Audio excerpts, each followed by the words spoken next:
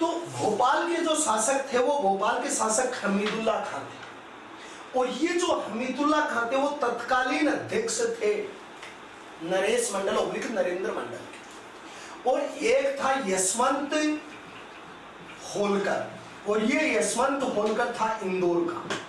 तो यशवंत होलकर इंदौर और हमीदुल्ला खान जो भोपाल का शासक था, इन दोनों ने इस हनुमंत सिंह को उकसाया कि हम पाकिस्तान में मिलने की इच्छा जाहिर किया, हमें एक अलग स्वतंत्र रियासत बनाए। अब इस हनुमंत सिंह ने क्या किया कि जयपुर के शासक उस समय थे सवाई मान सिंह, उसके पास पत्र लिखा, और भोपाल सिंह जो शासक थे, भूपाल सिंह जो शासक थे उदयपुर के, उनके पास पत्र लिख दिया। किसने लिखा? यशवंत राव होलकर और हमीदुल्ला के बहकावे के कारण हनुमंत सिंह ने या तो हम एक स्वतंत्र रियासत लेंगे अलग से, या हम पाकिस्तान में जाएंगे। तो सबसे पहले इस हनुमंत सिंह को जवाब दिया उदयपुर के भूपाल सिंह। सबसे पहले इसको जवाब किसने दिया? उदयपुर, और उदयपुर के शासक थे भूपाल सिंह। उस भूपाल सिंह ने जवाब दिया, ध्यान से सुनिए क्या जवाब दिया इसने, कि मेरे विलय का फैसला तो मेरे पूर्वज पहले ही कर गए थे, अन्यथा मेरे लिए हैदराबाद जैसी रियासत छोड़ के जाते। ये बात किसने कही? भोपाल सिंह ने। दोबारा सुनिए कि मेरे निर्णय का फैसला मेरे पूर्वज पहले ही कर गए थे, अगर ऐसा नहीं चाहते तो मेरे लिए हैदराबाद जैसी रियासत छोड़ के जाते। ये बात भोपाल सिंह ने कही। इस हमीदुल्ला, यशवंत होलकर और हनुमंत सिंह को ये बात कही कि भाई मैं इसमें नहीं जाना चाहता। दूसरी बात, जयपुर वाले ने वैसे नकार दिया इस बात को। तो ये दूसरी समस्या भी इसके मामले में गंभीर रही। आज एक प्रश्न आता है राजस्थान में मुस्लिम नगरी कौन है, नवाबों की नगरी कौन है, और सर्वाधिक मुस्लिम कहाँ है? सेकंड ग्रेड 2016 का एक प्रश्न है, उसमें यह पूछा गया कि भारत में सर्वाधिक मुस्लिम कहाँ है। मैं मानता हूं कि जनसंख्या के दृष्टिकोण से हम जयपुर करते हैं इसमें, लेकिन आज 65% मुस्लिम है। किसी जिले की अगर अधिकतर जनसंख्या तो वो जैसलमेर की है, इसलिए मुस्लिमों की सर्वाधिक संख्या जो है वो जैसलमेर आपको करनी पड़ेगी, और जनसंख्या के आधार पर है तो जयपुर करनी पड़ेगी आपको। और अगर आपको मुस्लिम राजधानी पूछता है तो अजमेर करनी पड़ेगी, और मुस्लिम नगरी पूछता है या मुस्लिम नवाबों की नगरी पूछता है, मुस्लिम रियासत पूछता है तो टोंक करना पड़ेगा। चारों प्रश्न फिर रिवाइज करो। सर्वाधिक मुस्लिम 65% जैसलमेर। दूसरा प्रश्न, मुस्लिम राजधानी अजमेर, मुस्लिम नगरी ओब्लिक मुस्लिम रियासत टोंक, और चौथे नंबर के रूप में प्रश्न आता है कि जनसंख्या का कुल आंकड़ा अगर तय किया जाए तो वह जनसंख्या सर्वाधिक जयपुर में आती है। तो यहाँ पर दो समस्याएं तो आपकी जो इस तरीके से आपके सामने उभर के आई, जो राजस्थान एकीकरण में थी। एक घटना ऐसी घटी जिसने अलग ही व्यवस्था उत्पन्न कर दी। यहाँ पर एक घटना तीसरे नंबर पे घटी, और उस घटना का उल्लेख इस प्रकार से दिया जाता है, और वो क्या दिया जाता है कि वो घटना अलवर की थी, और अलवर के शासक थे तेज सिंह। गौर से सुनिएगा इस बात को, पहले समस्याएं पढ़ा दूं कि अलवर के शासक थे तेज सिंह, और तेज सिंह के प्रधानमंत्री थे बीजी खर्रे। यानी तेज सिंह के प्रधानमंत्री थे वो कौन थे? बीजी खर्रे थे। अब बीजी खर्रे जो तेज सिंह के प्रधानमंत्री थे, उस बीजी खर्रे ने और तेज सिंह नाम के शासक ने गांधी जी के हत्यारे, और गांधी जी की हत्या हुई थी। गांधी जी की हत्या कब हुई थी? 30 जनवरी। और 30 जनवरी को किसके रूप में मनाते हैं? शहीद दिवस के रूप में मनाते हैं। और ये गांधी जी की हत्या की थी नाथूराम गोडसे ने, जो एक कट्टर हिंदूवादी विचारधारा का पत्रकार था, और नाथूराम गोडसे ने गांधी की हत्या की। और नाथूराम गोडसे की जो सहायता की थी, वो गोडसे की ये जो सहायता करने वाला बीजी खर्रे जो प्रधानमंत्री था किसका? तेज सिंह का। तो उस समय भी एक बड़ा विद्रोह हो चुका था कि क्या किया जाए। एक समस्या बीच में ये भी थी कि जो जैसलमेर वाला जो सीमावर्ती इलाका है जो पाकिस्तान से मिल सकता है, तो यहाँ भी एक समस्या थी। लेकिन जैसलमेर के शासक रघुनाथ सिंह बहादुर, जैसलमेर के शासक रघुनाथ सिंह बहादुर ने यह कहा कि अगर हिंदू और मुस्लिम की अगर बात आती है तो मैं सबसे पहले हिंदू रियासत या हिंदू राजाओं या हिंदू देश के साथ मिलना पसंद करूंगा।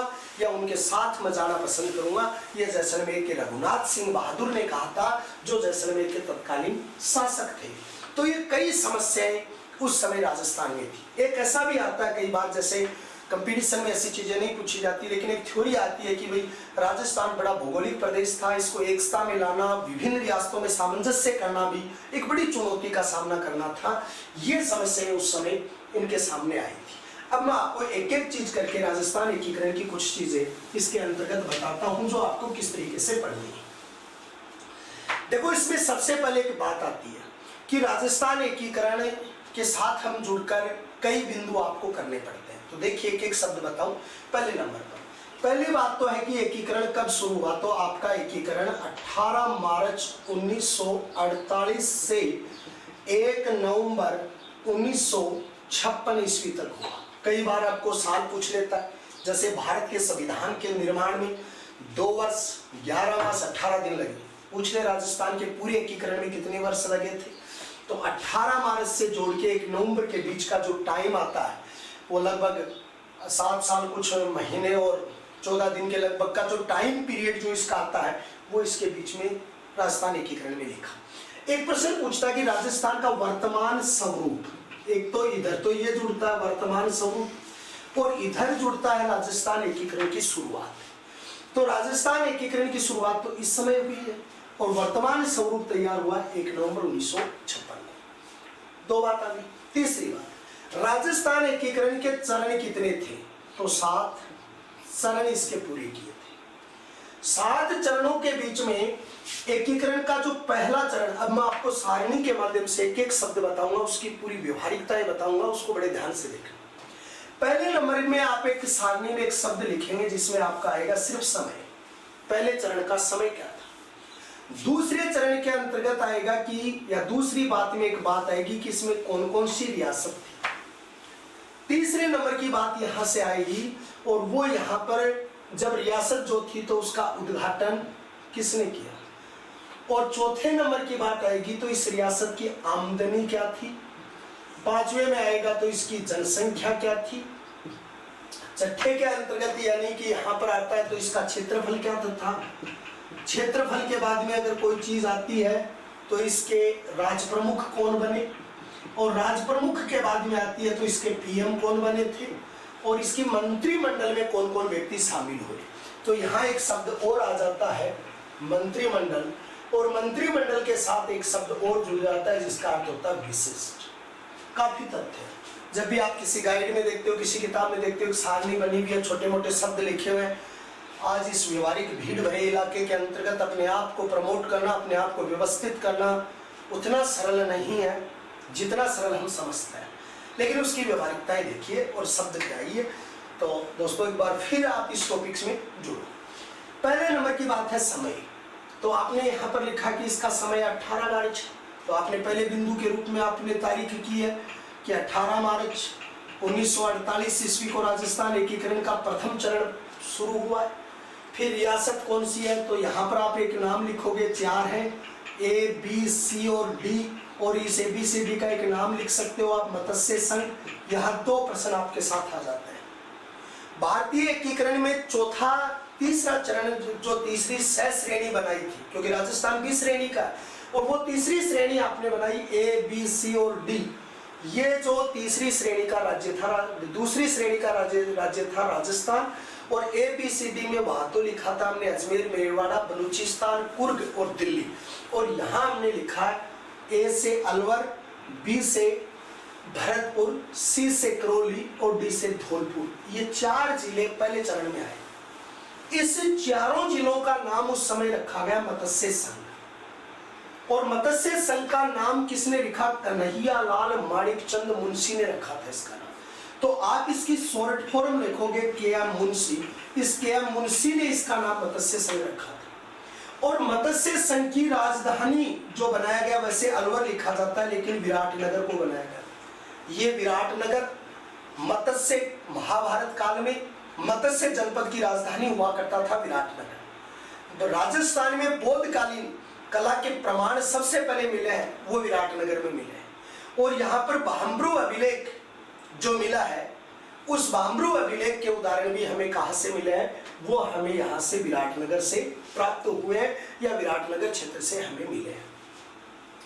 तो के मुंशी जो थे, उसके बाद विराटनगर जो क्षेत्र इसकी राजधानी था, अलवर इसकी राजधानी बना। ये चारों रियासत उस समय शामिल हुई, इनके नाम रखने वाले के मुंशी थे।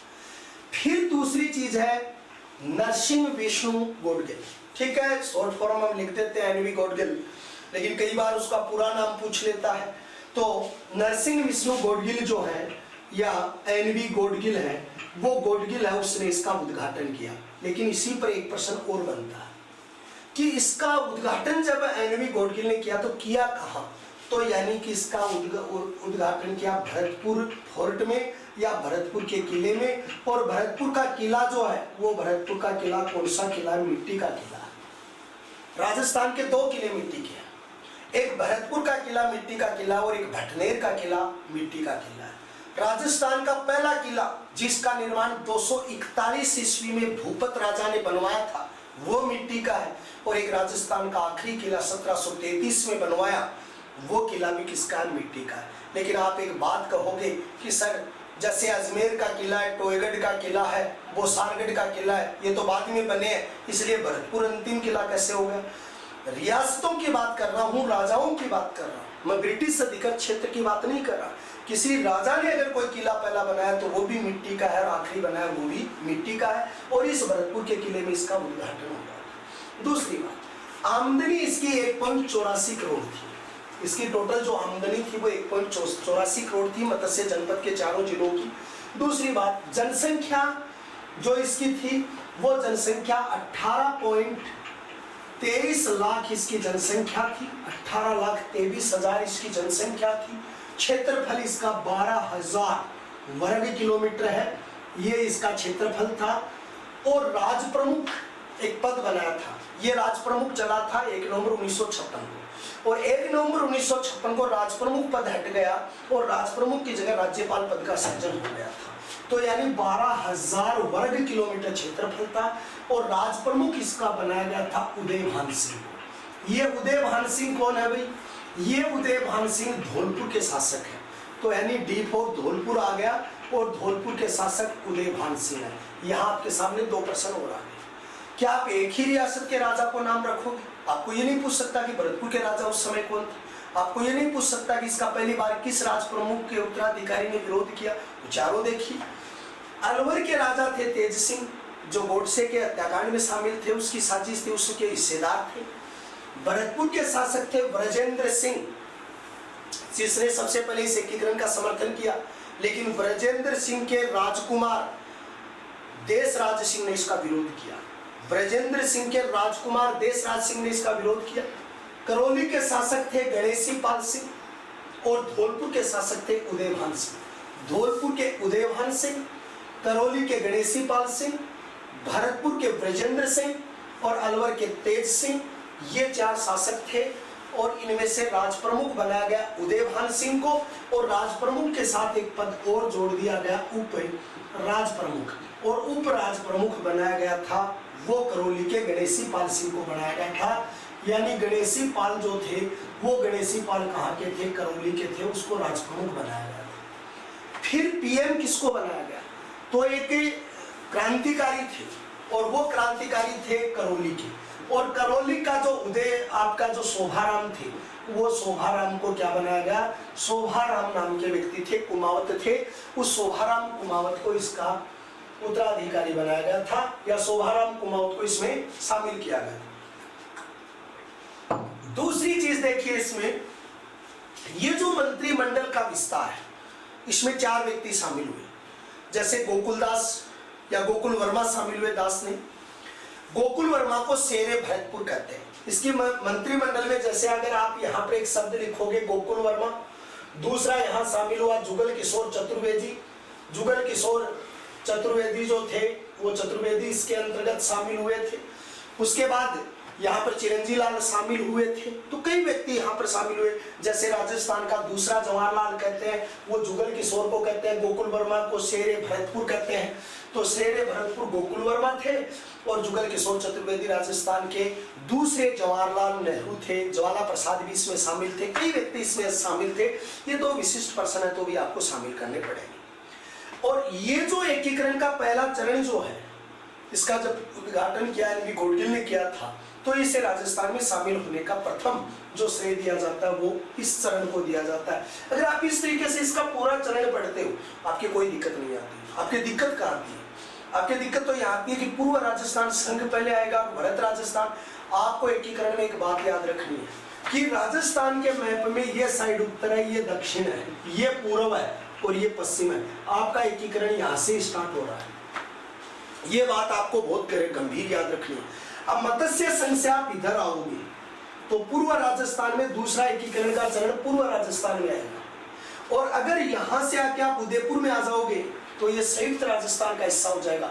लेकिन ये बड़ा इलाका जो लास्ट के बाद में जुड़ रहा है, वो चौथा चरण भरत राजस्थान में आ जाएगा। कंफ्यूज होने की जरूरत नहीं है, क्योंकि एकीकरण में मत्स्य संघ लिख रहे हो तो याद रखना कि दूसरे में पूर्व राजस्थान संघ आएगा। लेकिन अगर आप एक चीज और पूछ लो कि सर राजस्थान शब्द को वैधानिक मान्यता कब मिली, तो इसमें दो क्वेश्चन आते हैं। पहला क्वेश्चन यह आता है कि राजस्थान को जब भारत सरकार ने मान्यता दी है, वो तो 26 जनवरी 1950 को दी है। लेकिन राजस्थान का वर्तमान स्वरूप तैयार हुआ है वो 1 नवंबर 1956 को हुआ है। राजस्थान शब्द का पहली बार प्रयोग हुआ है, तो वो पहली बार प्रयोग जो किया है वो जेम्स कर्नल टोड ने एनल्स एंटिक्विटी ऑफ राजस्थान में 1829 में किया गया है। लेकिन अगर राजस्थान के लिए पहली बार राजस्थाना द्वितीय का प्रयोग 682 की खिम्मल माता के अभिलेख में किया गया। अपने ज्ञान को बढ़ाइए और पूरी चीज के ऊपर उस पर जाइए, पूरा कॉन्फिडेंस दर्शाइए कि भाई ये चीज यहाँ से इस तरीके से आई है और इस तरीके से आपको करना है। ये आपके एकीकरण का प्रथम चरण पूरा होता है। जिसका विरोध किया वो तो तेज सिंह ने किया और जिसका देशराज सिंह ने किया और पहला समर्थन ब्रजेंद्र सिंह ने किया था। यह आपके एकीकरण का पहला चरण। फिर आता है दूसरा चरण। अब एकीकरण की बात में अगर दूसरा चरण आपके सामने पूरा आता है, आपको यह होना चाहिए कि एक भी प्रश्न पीछे नहीं रहना चाहिए। अब पहले चरण में 2 प्रश्न आपके साथ आ गए, और वो 2 प्रश्न कौन से आ गए? एक तो ये बात देखिए कि एबीसीडी में 4 आ गए, लेकिन आपके पास 3 ठिकाने भी तो, नीबराना ठिकाना भी इसी में शामिल कर लिया गया था। और नीबराना ठिकाने के जो शासक थे वो हरेंद्र सिंह थे। ये बात आपको बहुत अच्छे तरीके से याद रखनी है कि नीमराना को अलवर में शामिल कर दिया गया था। ये नीमराना एक बावड़ी भी है, यहाँ पर बहुत प्रसिद्ध है, और ये नीमराना अलवर का क्षेत्र है।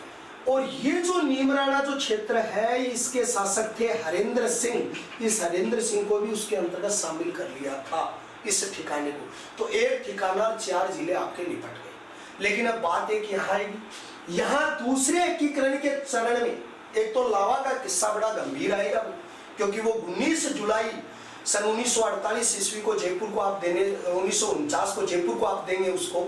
लेकिन लावा का जिक्र भी यहाँ आएगा आपके सामने। और फिर यहाँ पर 9 रियासत शामिल होंगी।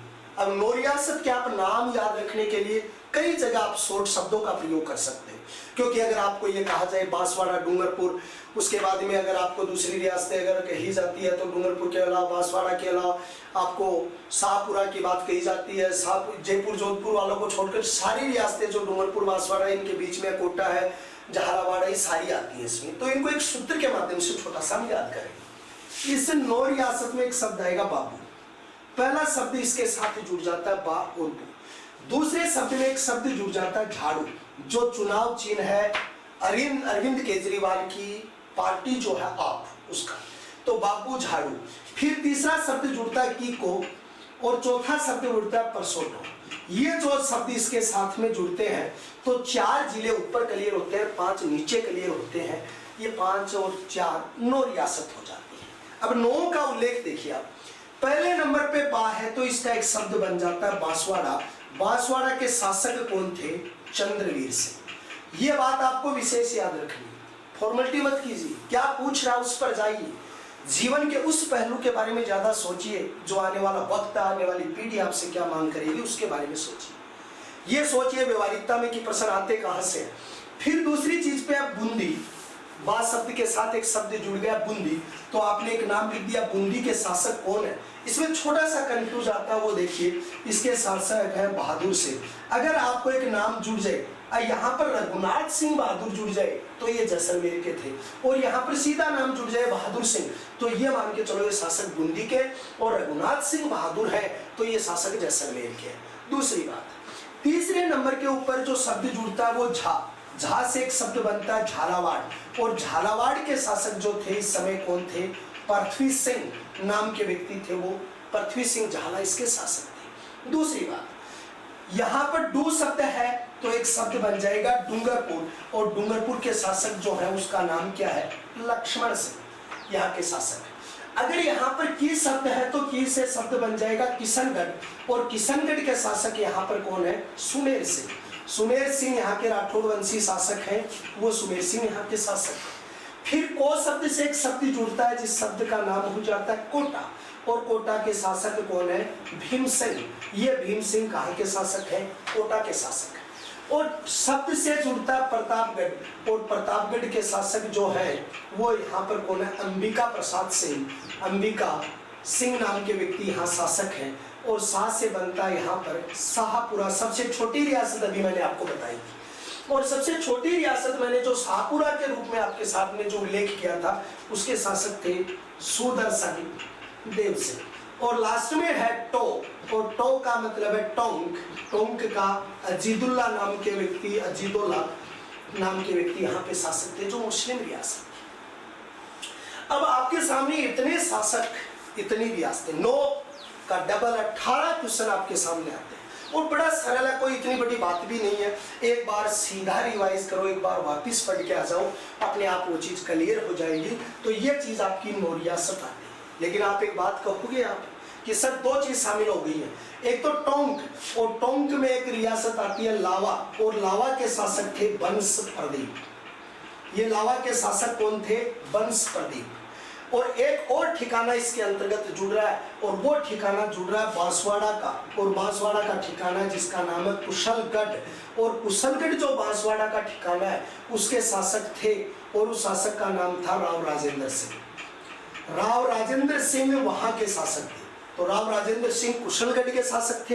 हरेंद्र सिंह जो शासक थे आपके निमराना के शासक थे, बंश प्रदीप टोंक के शासक थे। तो ये कुशलगढ़ राव राजेंद्र सिंह नाम के व्यक्ति यहाँ शासक है। तो ये तो बांसवाड़ा क्षेत्र के अंतर्गत आता है, और वो जो शासक आता है वो निमराना के अंतर्गत यानी शासक आता है। तो ये दोनों चीजें वहां पर शामिल होती हैं। अब यहाँ पर क्या हुआ कि कुशलगढ़ तो शामिल हो गया, लेकिन लावा वाला जो सिस्टम है वो 19 जुलाई सन 1949 ईस्वी जब आया था उसको जयपुर के अधिकृत कर दिया गया था। तो लावा वाला, ये भी एक बड़ा प्रश्न है कि तीनों ठिकानों में अपनी खुद के जिले को छोड़कर दूसरे जिले में शामिल हुआ था, वो हुआ था लावा। जो टोंक रियासत का था जो शामिल हो गया था जयपुर के अंतर्गत शामिल, उसको कर दिया गया था। अब ये तो एक व्यवहारिक बिंदु में जहां तक मैं सोचता हूँ आप इस चीज को बहुत बढ़िया तरीके से समझो। अब इसके बारे में वही चीजें जो पहले चरण में चली थी वो आपके सामने आएंगी। अब यहाँ उद्घाटन वही एलवी गॉडगिल है, तो आपको कोई चेंजमेंट यहाँ पर नहीं करना है कि भाई ठीक है गॉडगिल है उसने इसका उद्घाटन किया। आपको आमदनी वहां पर देखो, किसी भी तथ्य को साथ साथ रिवाइज किया करो, साथ साथ रिवाइज करते तो वो चीज पूरी क्लियर हो जाती है, और पूरी क्लियर होती है। तो वहां 1.84 आमदनी थी, यहाँ पर आमदनी 2 करोड़ है, तो यहाँ पर आप लिखेंगे कि 2 करोड़ आमदनी। वहां जनसंख्या कितनी थी, 18.23 थी, यहाँ जनसंख्या आपकी आएगी 23.5 लाख, यानी यहाँ पर आपकी जनसंख्या बढ़ेगी, और जनसंख्या बढ़ेगी वो जनसंख्या आपकी आएगी 23.5 लाख, और आमदनी आपकी होगी 2 करोड़। फिर वहां क्षेत्रफल था 12,000 वर्ग किलोमीटर, लेकिन यहाँ क्षेत्रफल आएगा आपका 16,807 वर्ग किलोमीटर इसका क्षेत्रफल था।